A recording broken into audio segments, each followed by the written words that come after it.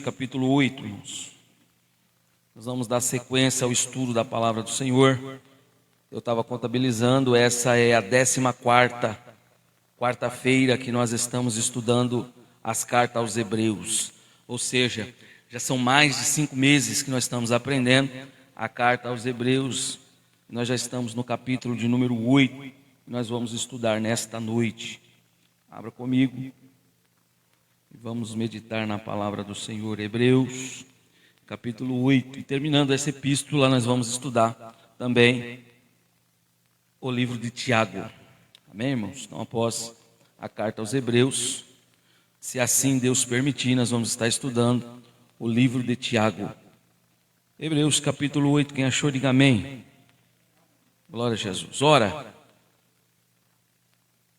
a suma do que temos dito é o que temos um sumo sacerdote tal, que está assentado nos céus, à destra do trono da majestade, ministro do santuário e do verdadeiro tabernáculo, o qual o Senhor fundou, e não o homem. Porque todo sumo sacerdote é constituído para oferecer dons e sacrifícios, pelo que era necessário que este também tivesse alguma coisa que oferecer.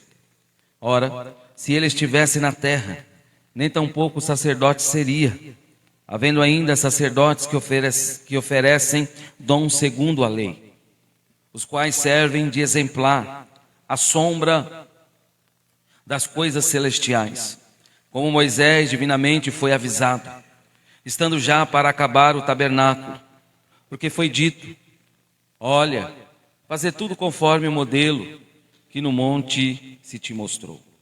Mas agora alcançou ele o ministério tanto mais excelente quanto é medidor de um melhor concerto, que está confirmado em melhores promessas.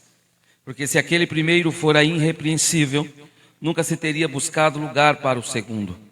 Porque repreendendo-os, lhe diz: eis que virão dias, diz o Senhor, em que com a casa de Israel e com a casa de Judá estabelecerei um novo concerto, não segundo o concerto que fiz com seus pais, no dia em que os tomei pela mão para tirar da terra do Egito. Como não permaneceram naquele meu concerto, eu para eles não atentei, diz o Senhor. Porque este é o concerto que depois daqueles dias farei com a casa de Israel, diz o Senhor. Porei as minhas leis no seu entendimento e em seu coração as escreverei, e eu lhes serei por Deus, e eles me serão por povo. Verso 11. E não ensinará cada um ao seu próximo, nem cada um ao seu irmão, dizendo: conhece o Senhor, porque todos me conhecerão, desde o menor deles até o maior. Porque serei misericordioso para com as suas iniquidades, e de seus pecados e das suas prevaricações não me lembrarei mais. Dizendo: novo concerto, envelheceu o primeiro. Ora, o que foi tornado velho e se envelhece, perto está de acabar. Glória a Deus. Vamos orar ao Senhor. Convido o diácono irmão Anderson e oremos ao Senhor, apresentando os nossos irmãos que estão enfermos, doentes, todos aqueles que necessitam. Saúde os irmãos com a paz do Senhor. Oremos ao Senhor. Senhor nosso Deus e nosso Pai, mais uma vez colocamos na Tua presença para Te agradecer, ó Pai, por até aqui o Senhor nos guardou. Papai querido, neste momento quero apresentar o Teu servo. Usa ele, Senhor, conforme o Senhor já tem usado. Que ele venha, Senhor, nos trazer um ensinamento do céu aos nossos corações. Que possamos, Senhor, sair daqui cheio da Tua graça, do Teu poder, do Teu Espírito Santo do Senhor. Senhor meu Deus, continue abençoando a cada irmão, a cada irmã, a cada um, Senhor, que aqui se fez presente. Continue dando força, dando graça, dando ânimo, Senhor, dando desejo em Te servir. Papai querido, quero apresentar aqueles irmãos que estão enfermos, Pai. Eu não sei o que se passa na vida dos irmãos, mas o Senhor sabe, o Senhor é conhecedor de todas as coisas, ó Pai. Que o Senhor venha entrar com providência do céu na vida de cada um. Papai querido, continue conosco. É o que Te pedimos em nome do Teu Filho amado Jesus. Amém. Glória a Jesus. Meus irmãos, a Epístola aos Hebreus apresenta uma das mais profundas exposições sobre a superioridade de Jesus Cristo, né? Assim, em todo o Novo Testamento, O autor escreve para uma comunidade que enfrentava perseguições, pressões e também o risco de retroceder. Como nós já temos estudado durante bastante dias, eu venho falando, que essa carta foi escrita no meio de uma perseguição, onde muitos crentes perderam suas vidas. E por causa disso, um grupo de judeus que havia aceitado Jesus estavam querendo retroceder, voltar para trás. E uma das coisas que crente não pode fazer é andar para trás. Os judeus queriam voltar às suas velhas práticas, voltar às suas origens, os seus costumes. Assim também estamos aprendendo na escola bíblica dominical acerca desses rituais que vêm até hoje afetando o cristianismo. Nós não nos misturamos com o judaísmo, irmão. Judaísmo é judaísmo e cristianismo é cristianismo. Então, o autor escreve para esta comunidade que enfrentava perseguições, risco de vida, também estavam fracos na fé. Diante desse cenário, a mensagem central da epístola é clara. A mensagem da epístola é Cristo. Cristo, assim sendo, superior a tudo aquilo que a antiga aliança oferecia. Como assim, pastor? Nós já aprendemos aqui, Jesus é superior aos anjos, Jesus é superior a Moisés, Jesus é superior a Josué, Jesus possui um sacerdócio superior ao sacerdócio levítico, ou seja, ministra em uma aliança superior a qualquer outra coisa que venha apresentar diante do Velho Testamento. Hebreus 8 agora, na leitura que fizemos desse texto, representa, portanto, uma espécie de um ponto culminante da argumentação desenvolvida nos capítulos anteriores. Como assim, pastor? O autor já havia demonstrado que Jesus é o grande sumo sacerdote. E a ordem de Melquisedeque foi a outra quarta-feira nós apresentamos que Jesus é sacerdote segundo a ordem de Melquisedeque. E agora mostra que o sacerdócio superior de Cristo está diretamente relacionado à superioridade da aliança que Ele mesmo estabeleceu. Então, irmãos, nós estamos vivendo debaixo de uma graça tamanha, tão grande, uma que nós não somos merecedores, nós não merecíamos estar aqui, mas a graça que Deus nos deu, nos concede a oportunidade de estarmos assentados nesta noite, para juntos aprender a palavra de Deus. A graça é aquela que fez você acordar pela manhã, a graça é aquela que te levou até o seu serviço, a graça é aquela que te sustentou esse dia inteiro, ou seja, 8, 9 horas, não sei qual foi a hora que você acordou, mas assim é a graça que nos sustenta. Então, irmãos, vamos mergulhar nas Escrituras. O versículo 1 funciona como uma declaração de síntese. Abra sua Bíblia, não feche e deixe ela aberta para a gente meditar na palavra de Deus. A expressão aqui do capítulo de número 8, versículo 1, a Bíblia diz: assuma do que temos dito. Isso aí aponta para o centro de toda a argumentação. O cristianismo não está fundamentado simplesmente em um sistema religioso, em um conjunto de ritos ou em uma nova filosofia espiritual. O centro da fé cristã é uma pessoa, e essa pessoa é Jesus Cristo. Vou repetir: o cristianismo não está fundamentado simplesmente em um sistema religioso. Lembrando que a religião mata, a religião sufoca, tanto que a religião matou o nosso Senhor. Quem matou o Senhor foi os religiosos daquela época.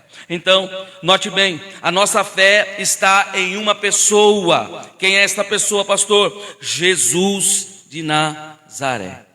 Amém? O autor não diz apenas que temos uma nova religião, mas que temos presta atenção na sua Bíblia aí, temos um sumo sacerdote tal. A grande novidade da nova aliança não é apenas um novo código de leis, mas um novo e perfeito mediador. Antigamente era tudo depositado na lei, mas quando a graça veio, quando Jesus veio, Ele trouxe esta oportunidade para ser o nosso mediador. O que é o mediador? O mediador da qual nos levará até diante de Deus. Não tem como nós chegar a Deus sem passar por Jesus. Não tem como você subir aos céus sem conhecer Jesus. Não tem como a gente fazer menção do nome de Deus sem conhecer Jesus. Então, nós precisamos nos aprofundar, porque Ele é o nosso sumo sacerdote. É Ele que pagou um preço na cruz do Calvário. Foi Ele quem sacrificou, ou se deu como sacrifício, para a gente poder glorificar o nome dEle. Então, nesta noite, Cristo não é apresentado como alguém que simplesmente substituiu uma estrutura religiosa por outra. Ele é o cumprimento de tudo aquilo que o Antigo Testamento apontava. Ou seja, todas as vezes que você fazer menção do Velho Testamento, vai te direcionar para Cristo. No deserto, Cristo estava lá.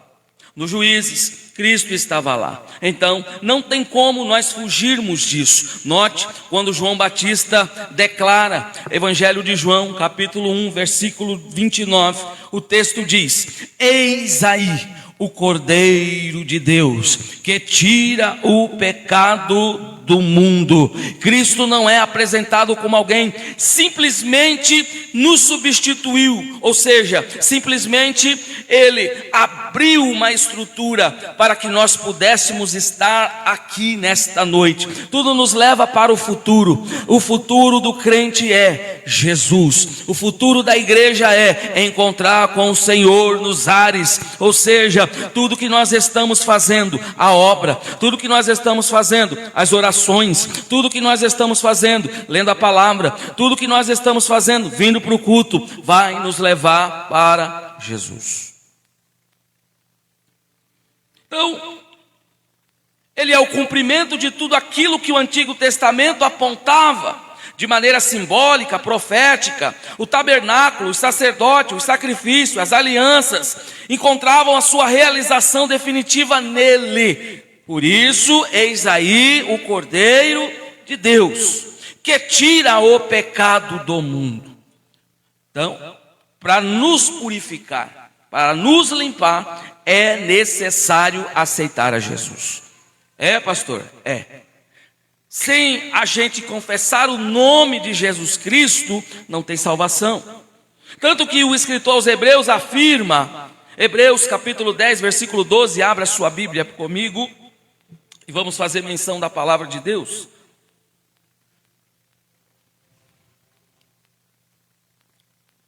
O escritor aos Hebreus afirma que Cristo, havendo oferecido um único sacrifício pelos pecados, está assentado para sempre à destra de Deus. Então, essa é uma das grandes diferenças entre o antigo sistema sacerdotal e o ministério de Cristo. O sacerdócio levítico permanecia continuamente em atividade, porque os seus sacrifícios nunca podiam remover definitivamente o pecado.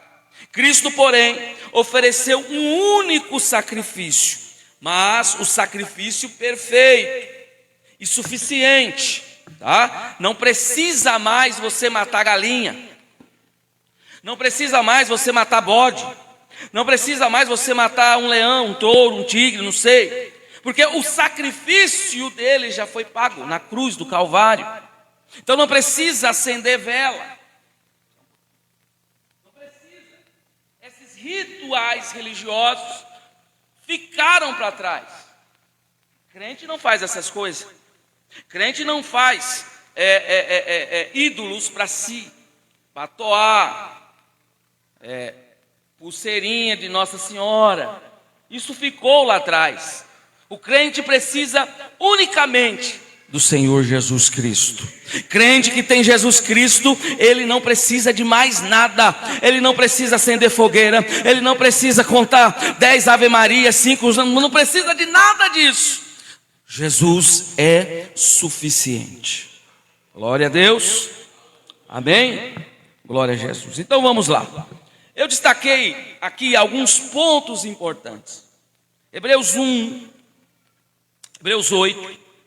verso 1 e 2. Vamos ao texto de novo. Os irmãos agora com bastante atenção. O texto diz: ora, A suma do que temos dito é que temos um sumo sacerdote tal que está sentado na onde? Na onde? Nos céus. Note que aí tem o S. Então não é o céu, é os céus. Então agora nós vamos entrar nisso aí.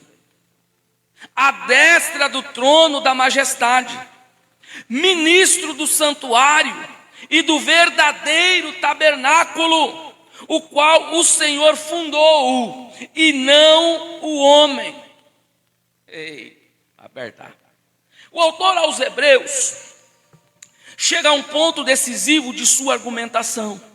Depois de apresentar a superioridade de Cristo sobre os anjos, sobre Moisés, sobre Josué, sobre o sacerdócio, ele agora concentra a nossa atenção na pessoa, no ministério de Jesus. A expressão "a suma do que temos dito" significa literalmente que o autor está chegando ao ponto principal de tudo que vinha ensinando. Em outras palavras, toda a argumentação anterior converge para a única verdade: temos um sumo sacerdote incomparável aos demais, a Arão, a Moisés. Então o cristianismo não está fundamentado apenas em uma doutrina superior, em uma aliança superior, ou em um sistema religioso superior. O cristianismo está fundamentado em Jesus. Gravem bem isso aqui. O centro da fé cristã não é uma instituição, não é uma placa, não é uma denominação.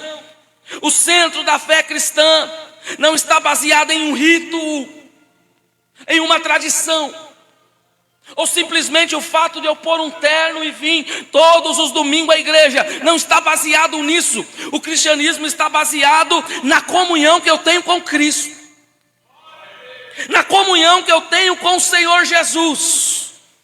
O centro da fé cristã está concentrada naquele que morreu por mim e por você. Olha o texto, 1 Coríntios 3:11. Quem encontrar, leia para mim. 1 Coríntios, capítulo 3, versículo 11. Rapidinho, pode ler, mano.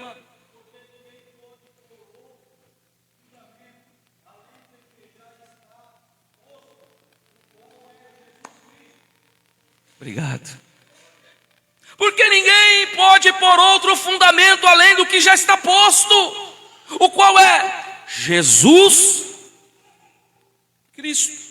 Por isso em Hebreus 8, convida nós a contemplar quem é Jesus. A pergunta é: você conhece Jesus? Será que todo cristão que se denomina crente conhece Jesus? Onde ele está? E qual o ministério que ele exerce em favor do seu povo? Isso é uma pergunta, irmãos, que todo crente tem que saber responder. Se nós pegar hoje alguém de outra denominação ou de outra religião, ele vai fazer essa pergunta. E muitos não conhecem Jesus. Muitos ouviram falar de Jesus. Sabe por que muitos crentes não têm um fundamento, a base, o alicerce? É porque não conhece Jesus. Conhece de ouvir falar. Jó viveu uma experiência com Deus, mas toda a experiência de Jó, do capítulo 1 até o 42, ele ouviu falar em Deus, mas quando ele chega no final, ele fala: agora sim, agora eu tive uma experiência contigo, agora eu te conheço. Então a palavra "temos um sumo sacerdote tal", olha o texto, a palavra que "temos" transmite uma ideia de posse, de segurança. Temos, estamos seguros, nós temos, eu tenho, você tem, nós temos um sumo sumo sacerdote que peleja por nós, que ora por nós, que vigia por nós, que guarda nós, que nos livra da morte, que nos dá saúde, que nos traz a paz. É Ele, o nosso sumo sacerdote, Jesus. Oh, glória! Então temos. Você tem. Agora o que nos causa medo é quando nós não temos a firme certeza que Ele está conosco.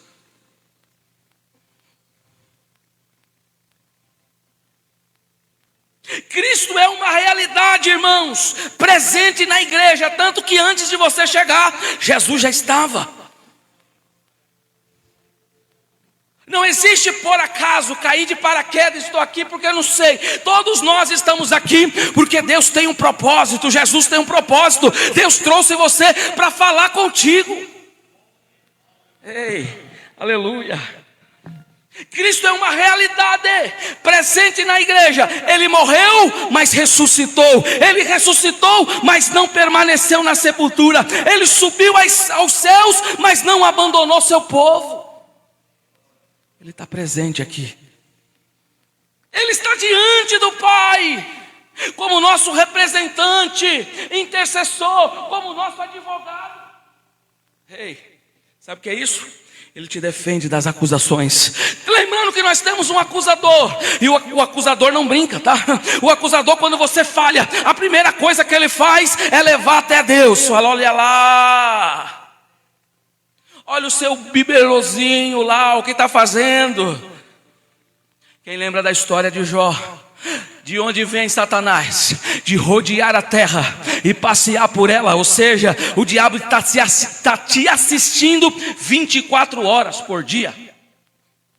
Quando você cai, quando você falha, quando você peca, ele vai até a Deus e fala, olha lá. Aí nós temos um advogado.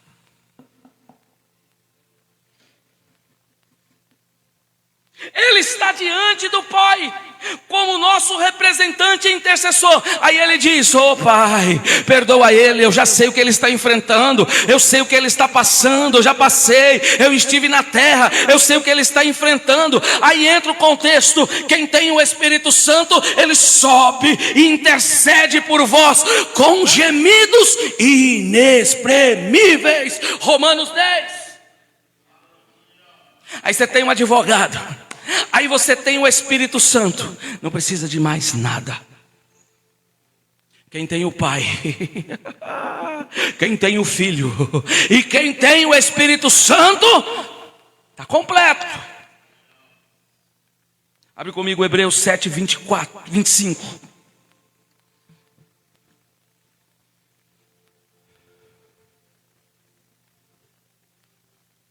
Por isso também pode salvar perfeitamente os que por ele se chegam a Deus, vivendo sempre para interceder por quem? Por eles. Ei, Jesus maravilhoso. Ele é o único que pode nos salvar. Ele é o único mediador que pode nos dar a graça de encontrar com Deus e morar no céu. Ele é o único que sempre irá interceder por nós. Aleluia. Essa verdade é profundamente consoladora. Se você veio ouvir uma palavra, se você veio ouvir Deus falar com você, aqui não precisa de profetada, aqui não precisa ficar rodopiando, batendo palma, girando, aqui Deus já está falando. Por isso também pode salvar perfeitamente os que por ele se chegam. Quer ser salvo? Se cheguem até a Deus, aceite a Jesus Cristo e faça uma experiência com Ele. Conheça o Senhor nesta noite. Cristo não apenas morreu por nós, Ele vive por nós, até hoje. Quem te livrou daquele acidente, daquele dia? Quem é que não deixa faltar o alimento na tua mesa? Quem é que não deixou você cair naquela tentação naquele dia? Bateu na sua porta, o desejo veio, a sua mente foi lá embaixo, você pensou em abandonar tudo, em largar tudo, mas ele surgiu na sua vida para impedir que você caísse, que você tombasse. Quem é ele? Jesus de Nazaré.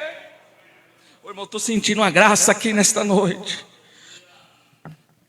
Tanto que a sua obra de cruz foi completa, mas seu ministério sacerdotal continua.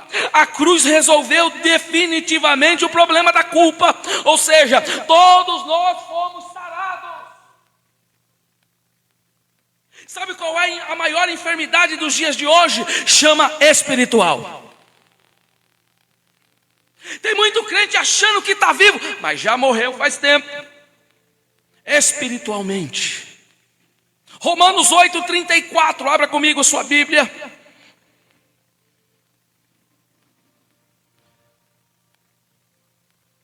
O problema, muitas das vezes, é a culpa.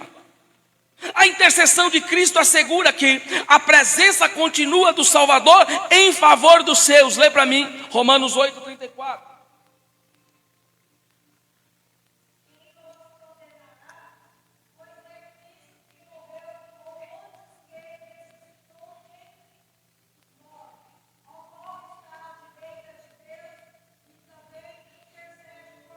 Amém. Quer alguém melhor do que Jesus para te defender?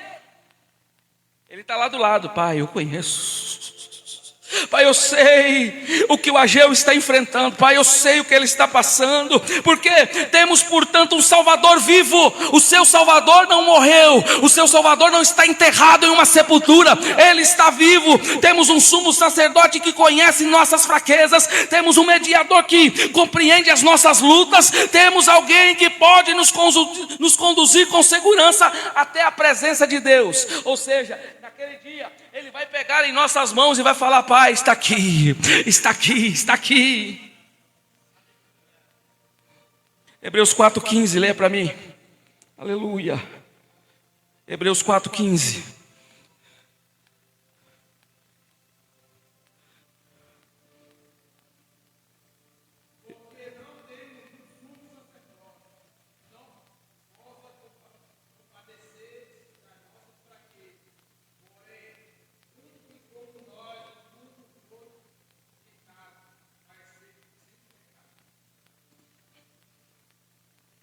Porque não temos um sumo sacerdote que não possa compadecer-se das nossas fraquezas. Porém, um que, como nós, como eu e você, sabe o que é isso? Ele sabe o que é sentir frio, ele sabe o que é sentir sede, ele sabe o que é sentir fome, ele sabe o que é ser rejeitado, ele sabe o que é ser magoado, ele sabe o que é ser esbofeteado, ele sabe, ele enfrentou o que é tempestade, o que é frio, o que é bonança, o que é alegria, o que é tristeza. Então ele sabe o que você está passando, ele te conhece. Sabe quando você olha para o céu e fala: ninguém está me vendo? Jesus já te viu faz tempo. Quando você olha e diz assim: ninguém me compreende, Jesus já te compreendeu faz tempo. Porque é Ele que intercede por nós, mesmo Ele sendo tentado, mas não pecou. Jesus conhece a dor do homem, Jesus conhece a dor do ser humano, mas não foi vencido pelo pecado. Porque tem muitos que se entregam à dor. Ele conhece a rejeição, mas permanece fiel. Ele conheceu a tentação, mas não caiu. Ele experimentou o sofrimento, mas não abandonou sua missão. Diferente de muitos que a primeiro problema já entrega. Chega. Ele suportou. Imagine Jesus falando: não dou conta. Você acha que nós estaríamos aqui, irmãos? Ele experimentou o sofrimento, mas não abandonou a sua missão. Qual é a missão do crente? Qual é a sua missão? Pensa, reflita, porque o Senhor te chamou para você estar aqui, para cumprir a sua missão. Sabe por que tem crente que não entendeu ainda qual é a sua chamada, qual é a sua missão? É porque não se colocou disponível. Por isso podemos nos aproximar dele. Ele está chamando: vinde a mim, todos que estáis cansados e oprimidos, que eu vos aliviarei. Romanos 4,16. Cheguemos, pois, com confiança ao trono da graça. Hebreus 4,16. E o mais interessante e profundo é que Ele está do lado daquele que pode nos dar a paz. Olha o verso 1. Que está sentado nos céus, à destra do trono da majestade. Esta expressão revela a posição exata de Cristo. No Antigo Testamento, o sumo sacerdote permanecia de pé enquanto realizava o seu serviço sacerdotal. Os sacrifícios precisavam ser repetidos continuamente, porque nenhum deles era definitivo. Ou seja, se você matasse um pombo hoje, semana que vem você tinha que matar outro. Se você matasse um frango hoje, semana que vem você tinha que matar outro. Mas agora não, agora o sacrifício dele é definitivo. É fácil você ter acesso a ele. A partir do momento que o véu do templo se rasgou, hoje nós temos acesso à graça, a graça que nesta noite invade este lugar. Hebreus vai dizer para nós: e assim todo sacerdote aparece cada dia ministrando e oferecendo muitas vezes os mesmos sacrifícios, que nunca podem tirar os pecados, mas este, havendo oferecido o único sacrifício pelos nossos pecados, está sentado para sempre à destra de Deus. Aleluia. O fato é, Cristo está sentado, significa sua obra sacrificial foi concluída. Ele cumpriu com o seu chamado. Na cruz Jesus declarou: está consumado. A ressurreição ele afirmou a vitória. A ascensão ele confirmou sua exaltação. Assentar-se à direita do Pai confirma a sua autoridade. Aquele que foi humilhado na cruz agora está exaltado nos céus. Filipenses 2, mano, lê para mim, verso 8. Filipenses 2, versículo 8. Vai apresentar esse movimento. Filipenses 2, versículo 8 a seguir. Leia até o 11. Oh, glória a Jesus. Filipenses 2, 8 ao 11.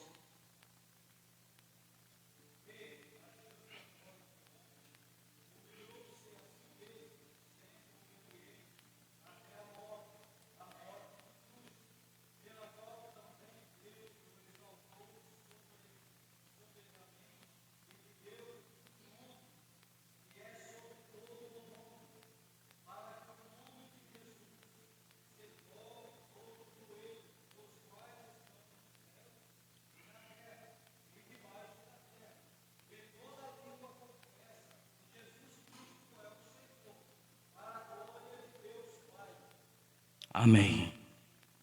Note que toda língua vai confessar que Ele é o Senhor. Não vai escapar ninguém, presbítero irmão Ageu. Todos vão dizer que Ele é o Senhor. Porque, pastor, a cruz não foi o fim da história. A sepultura não foi o destino final. O sofrimento não anulou sua autoridade. Cristo venceu, foi exaltado. Aquele que foi rejeitado pelos homens foi recebido pelo Pai. Aquele que foi coroado de espinho agora reina com glória.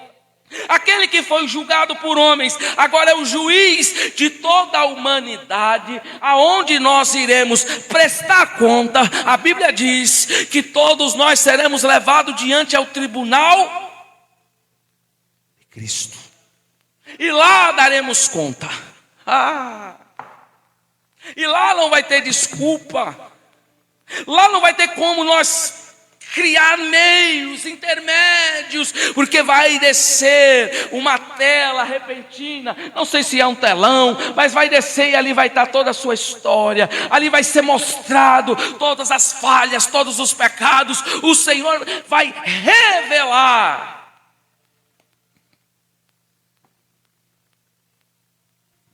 É não, pastor, é sim. Apocalipse 19, versículo 16 declara: e na veste e na sua coxa tem escrito este nome: Rei dos reis e Senhor dos senhores. Pode enganar o papai, a mamãe, o titio, a titio, pode enganar o marido pode enganar a esposa, mas nesse dia ninguém vai conseguir enganar ninguém. Vai ser descoberto, vai ser quando o véu vai ser rasgado, vai ser tirado. Por quê, pastor? Note bem o verso de número 2: ele é o ministro do santuário. Hebreus 8:2 afirma: ministro do santuário. O que quer dizer isso, pastor? Palavra usada para ministro indica aquele que exerce um serviço sacerdotal. Cristo está ativo no verdadeiro santuário. Não escapa nada dos seus olhos. Isso significa que Jesus não é um sacerdote simbólico. Seu sacerdócio é real, eficaz, é celestial. O sacerdócio levítico ministrava em uma estrutura terrena. Cristo ministra na realidade celestial. Paulo teve a oportunidade, a experiência de estar nos lugares celestiais. Paulo teve experiência, tanto que ele diz: se eu vos contar, vocês jamais compreenderiam. Então é melhor que eu fique calado. Paulo esteve no terceiro céu, lembra dos céus? Paulo teve uma experiência com Cristo. Porém ele fala: ó, se você não, eu estou falando das coisas da terra, vocês não estão entendendo? Imagine se eu começar a falar das coisas celestiais. Então, tudo que é relacionado aos céus é espiritual. Tudo que é relacionado a Cristo está elevado à espiritualidade.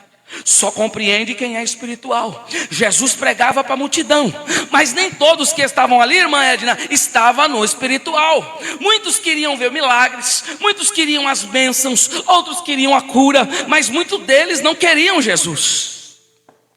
Tanto que na primeira oportunidade, quando tiveram, disseram: sacrifica-o, mate-o. Os mesmos que iam aos cultos foram os mesmos que disse: mate-o, sacrifica. Oh, Jesus. E muitas das vezes nós fazemos o mesmo nos dias de hoje.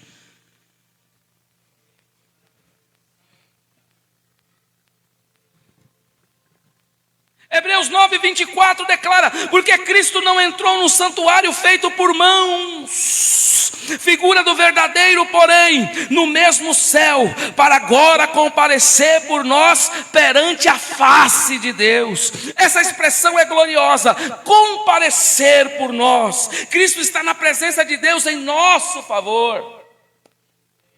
Isso significa que o crente nunca está espiritualmente abandonado. Pelo contrário, Deus não abandona você, Jesus não abandona você. É você que abandona Jesus, é você que falha com Jesus, é você que diz que vai fazer e não faz, é você que faz planos, faz promessas e não cumpre, faz votos e não cumpre.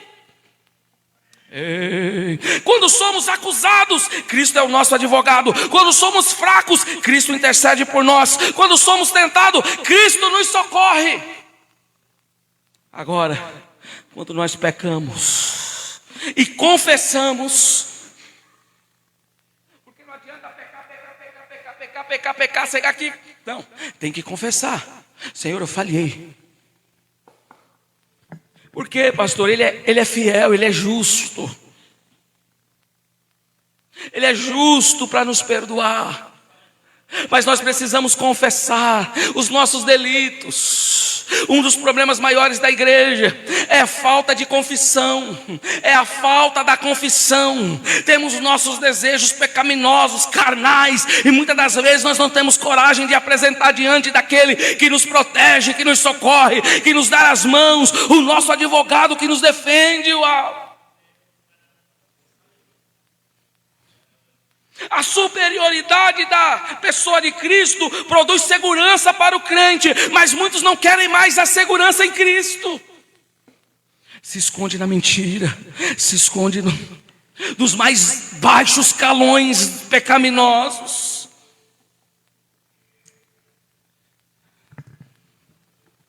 Ponto 4, ele é o ministro do verdadeiro tabernáculo. Olha que o verso 2 do capítulo 8 conclui dizendo: e do verdadeiro tabernáculo qual o Senhor fundou, e não o homem. O tabernáculo terrestre era uma sombra da realidade celestial. Deus havia ordenado a Moisés, dizendo, Êxodo 25:8: e me farão um santuário e habitarei no meio deles. Presença. Antigamente a presença estava no tabernáculo. Aonde ia o tabernáculo ia a presença de Deus. Agora, o tabernáculo que representava a presença de Deus no meio do povo de Israel, tudo era uma estrutura temporária, simbólica. Cristo, entretanto, ministra no verdadeiro tabernáculo. Aonde está o verdadeiro tabernáculo? Está diante do trono do Senhor. E quem está sentado na destra? O Senhor Jesus. Enquanto isso, nós estamos adorando, Ele está recebendo. Cada glória que você dá, cada aleluia que você dá, chega com um cheiro suave até o trono de Deus.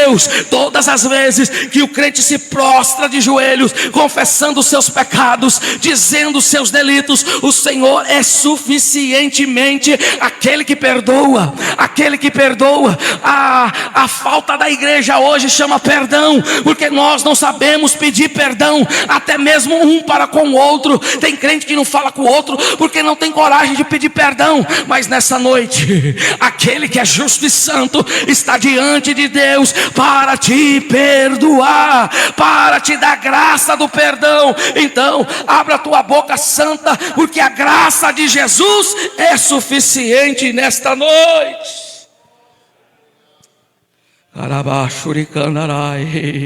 Oh, glória a Jesus.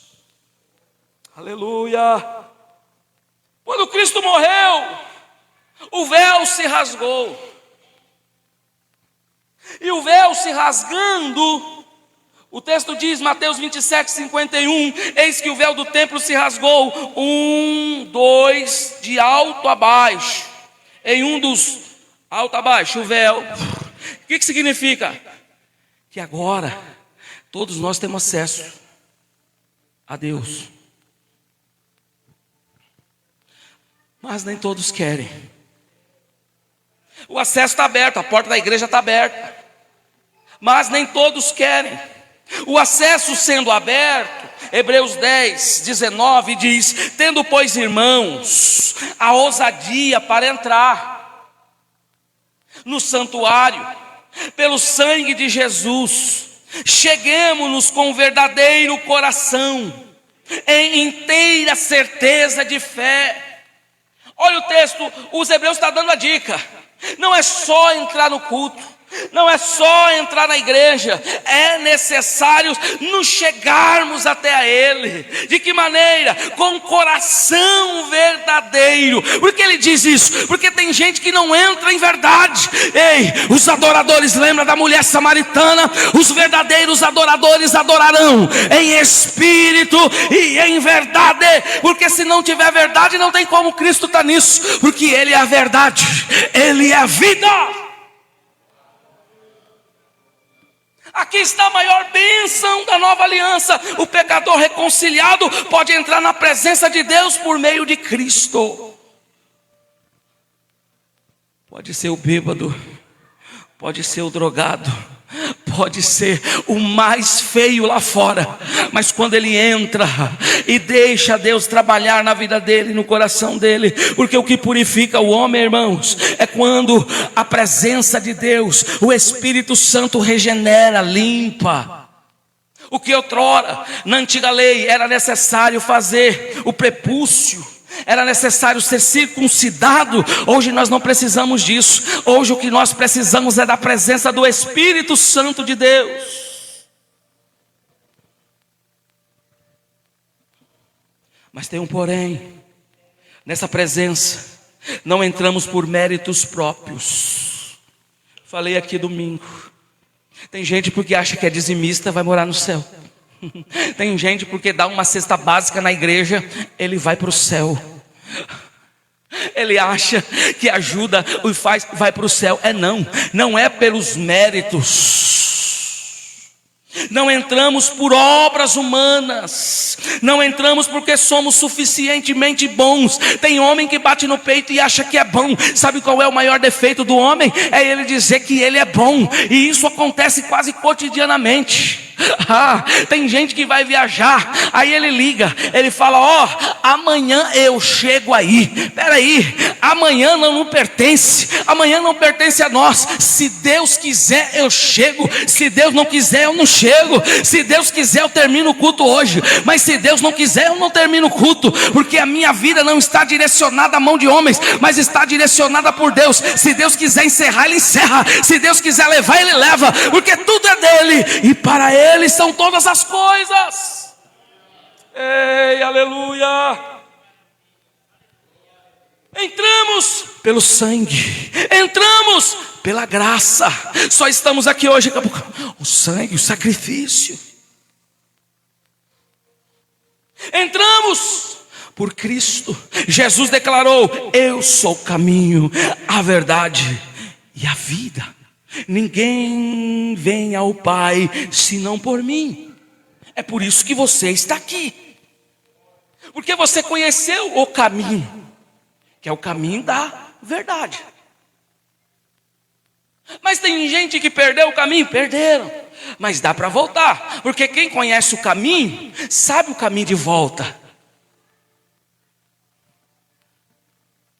Ainda que você se desvie, ainda que você ande no vale da sombra da morte, Ele está contigo. Eu sou prova disso. Um dia eu me desviei, mas eu vi a mão de Deus em tudo. As misericórdias do Senhor.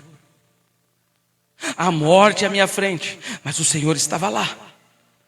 Se Ele é a verdade, se Ele é a vida, se Ele é o caminho, por que muitas das vezes tentamos outras rotas para satisfazer nós mesmos, os meus desejos?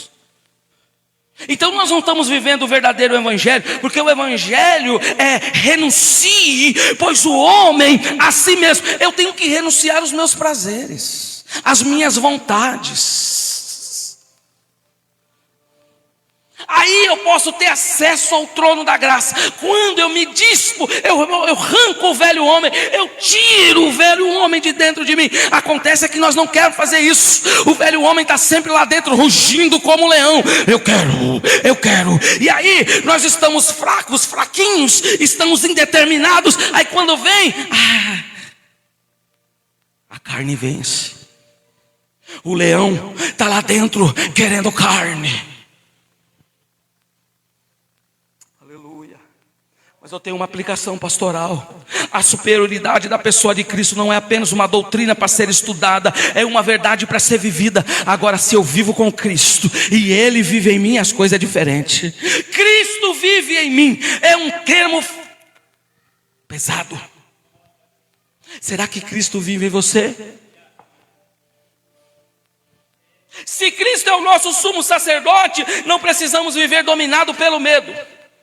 Se Cristo está à direita do Pai, não precisamos viver como derrotados. Oh, glória a Jesus. Se Cristo intercede por nós, não estamos sozinhos na batalha. Ei, vira para esse irmão e diz: você não está sozinho nessa batalha. Deus está contigo e tu contigo. Ele vai fazer você vencer. Se Cristo entrou no verdadeiro santuário, temos acesso à presença de Deus, de graça. Não precisa pagar. Não é como você ir na farmácia e comprar um remédio. Vai lá na farmacêutica e pergunta se ele tem um remédio da paz. Tenta comprar a paz. Tem muita gente que tem dinheiro, tem tudo, mas não tem paz. Tem gente que tem dinheiro, tem tudo, mas não tem a paz. E quem é a paz? A paz é Cristo Jesus. Ele é o príncipe. Príncipe do quê? Príncipe da paz. E isso aí não se acha na esquina. Isso aí se acha quando você entra no lugar celestial, quando você se achega até o trono de Deus e diz: eis-me aqui, Senhor. Ei. Se Ele é o mediador da nova aliança, nossa esperança está segura nele. Nele. O autor de Hebreus nos chama a olhar para Cristo e permanecer firmes. Firme. Firme, inabalável. A igreja pode enfrentar tempestade, mas seu sumo sacerdote está no céu. Pode haver perseguição, mas seu mediador está vivo. Pode haver acusações, mas o seu advogado intercede. Pode haver fraqueza, mas existe um trono da graça.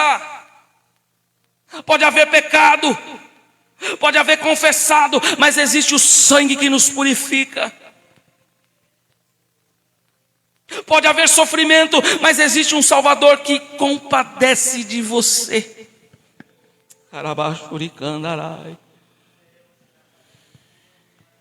Oh, aleluia, aleluia. Hebreus 6.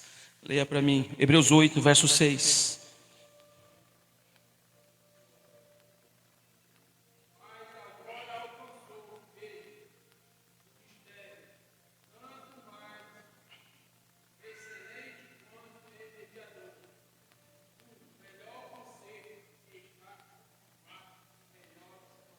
Obrigado.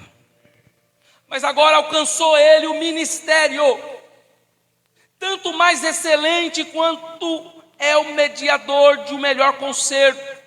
Depois de apresentar a superioridade da pessoa do ministério sacerdotal de Cristo, o escritor aos Hebreus chega a uma conclusão inevitável. Se Cristo é o sumo sacerdote superior, então a aliança da qual ele é o mediador também é superior. Estou falando da aliança agora.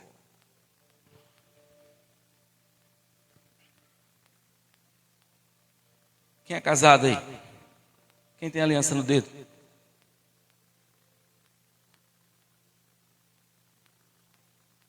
Como é que está seu casamento? Seu relacionamento? Então aliança significa isso. Relacionamento. A partir do momento que nós vem até o trono da graça, nós estamos firmando uma aliança com Cristo. E é tão bom quando nós estamos namorando e aí a gente compra o presente, a aliança para colocar no dedo da noiva, no dedo da namorada. Isso gera o quê? Em primeiro lugar, confiança. Minha namorada aceitou a aliança e eu coloquei uma no meu dedo e uma no dedo dela. E agora eu estou comprometido. E muitas das vezes, quando a menina é vaidosa, ela anda assim, com as mãos, para que todos vejam a aliança que ela adquiriu com seu namorado, noivo.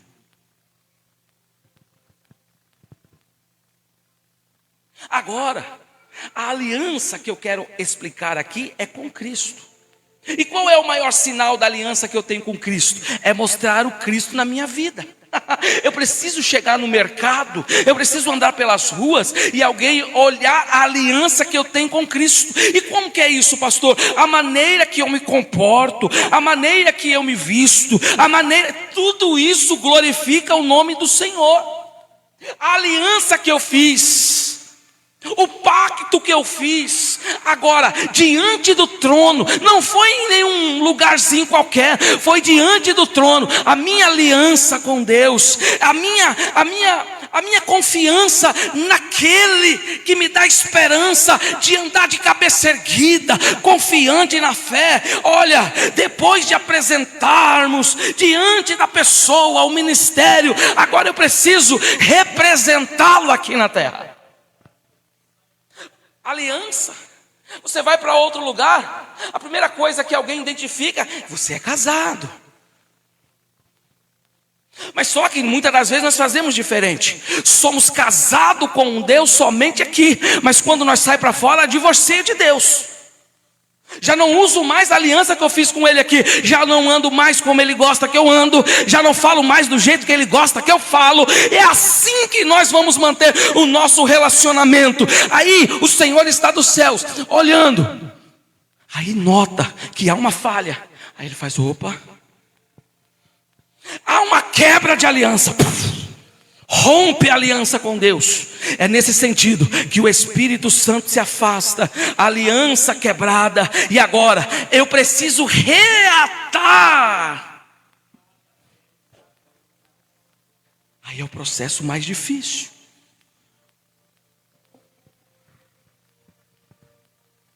Oh, glória a Jesus. Uma aliança superior sobre o nosso mediador está firmada em nossas alianças eternas com o Pai. Eu pergunto, não precisa me responder, responda para si mesmo: como é que está a sua aliança com Deus? Porque tem gente que é assim: se ele der, ele é Deus; se ele fazer, ele é Deus; se ele realizar, ele é Deus. E quando ele não quiser fazer?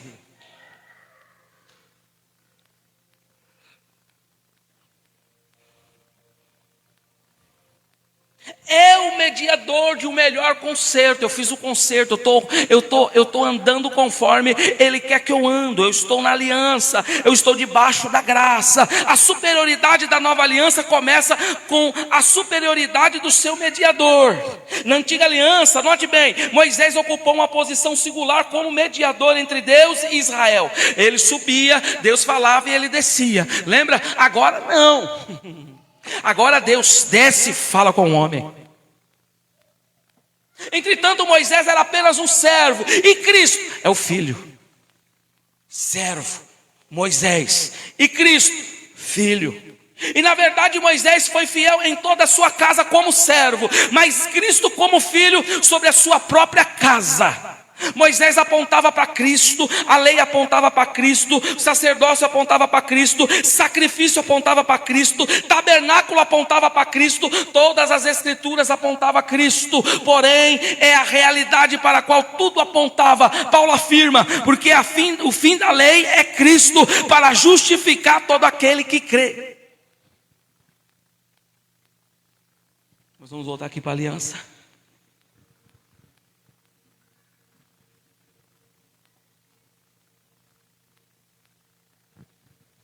O noivo vem. Vou repetir. O noivo vem. O noivo vem. E se ele achar a esposa sem a aliança?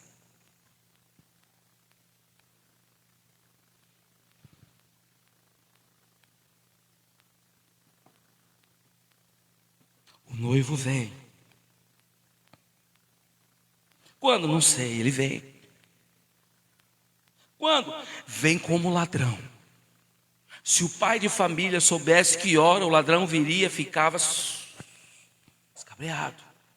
Então a Bíblia diz que ele vem como ladrão. Ele vem como um piscar de olhos. Acontece que a nossa obrigação é manter a aliança. Andar com a aliança. Não é só aqui dentro não. Porque igual aqueles adúlteros, que quando ele sai da presença da noiva, do noivo, ele tira a aliança, esconde no bolso e sai. Até parece um deles, fala como eles, anda como eles, mas cadê a aliança?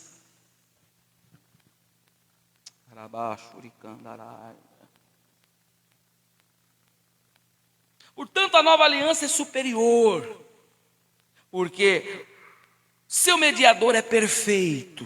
Timóteo declara: porque há um só Deus, um só mediador entre Deus e os homens. Quem?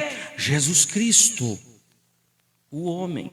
Jesus é o único mediador que pode reconciliar perfeitamente Deus e o homem, porque ele conhece Deus, ele sabe quem é o Pai. Não quebre a sua aliança, mantenha a sua aliança intacta com o Senhor. Oh, glória a Jesus. Mantenha essa aliança, a aliança superior, porque está baseada em melhores promessas. Quem tem aliança tem promessa. A partir do momento que você põe a aliança no dedo da noiva, você está dizendo: eu vou te dar uma promessa, vou te dar uma casa, vou te dar um filho, vou te dar uma família. Assim também é com Jesus. Você andando com alianças, você permanece nas promessas do Senhor. Olha o que o texto diz: o melhor concerto que está confirmado em melhores promessas. Deus tem promessas só quem tem aliança. Quem não tem aliança com Ele, aleluia. E finalizo: aliança é fidelidade.